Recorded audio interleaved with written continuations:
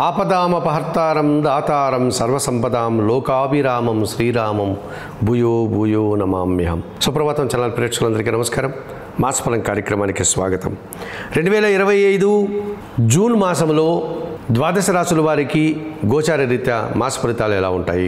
2025 June నెలలో కర్కాటక రాశి వారి యొక్క మాస ఫలితాలు. ఈ కర్కాటక రాశి వారికి ద్వితీయాధిపతి అయినటువంటి సూర్య భగవానుడు జూన్ 15 వరకు వృషభ రాశిలో అనగా లాభభావంలో సంచరించడం వల్ల అధికారుల అండదండలతో మంచి అభివృద్ధిని, ఆదాయాన్ని, పదోన్నతులను అందుకోగలుగుతారు. ప్రభుత్వం నుంచి సహాయం అందుకోగలుగుతారు. తండ్రి నుంచి సహాయం పొందగలుగుతారు.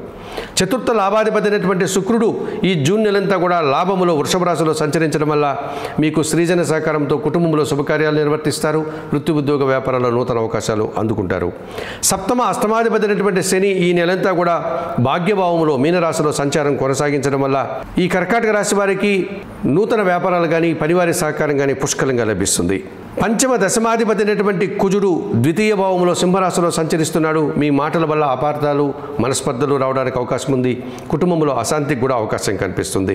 తృతీయ వ్యయాధిపతి అయినటువంటి బుధుడు ఈ నెలంతా వ్యయములో మిథున రాశిలో సంచరించడం వల్ల ఆర్థికపరమైనటువంటి సమస్యలు, వ్యాపారంలో నష్టాలు రావడానికి అవకాశం ఉంది. షష్టమ భాగ్యాధిపతి అయినటువంటి గురువు ఈ నెలంతా వ్యయములో అనగా మిథున రాశిలో సంచరిస్తున్నాడు కనుక జన సంబంధాలు ఇబ్బంది పడతాయి. పోటీ ప్రపంచంలో విద్యా సంబంధ విషయాల్లో మీరు వెనకడుగు వేసే అవకాశం ఉంది. అష్టమ భావంలో అనగా కుంభరాశిలో రాహువు, ద్వితీయ భావంలో అనగా సింహరాశిలో కేతు సంచారం ఈ కర్కాటక రాశి వారికి కాలసర్ప దోషాన్ని సూచిస్తుంది. ఈ రకంగా అనుకున్న పనులు వాయిదా పడ్డం నిరాశను కలిగించే సూచనలు కనిపిస్తుంది.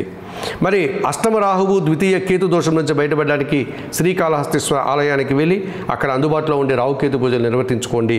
మీరు ఆ రకంగా మీరు రాహుకేతు దోషం నుంచి బయటపడవచ్చు. వ్యయంలో ఉన్నటువంటి గురు సంచారం నుంచి బయటపడడానికి సిద్ధి సాయినాథుని దర్శించి సిద్ధి సాయినాథ జీవిత చరిత్రను పారాయణం చేయండి.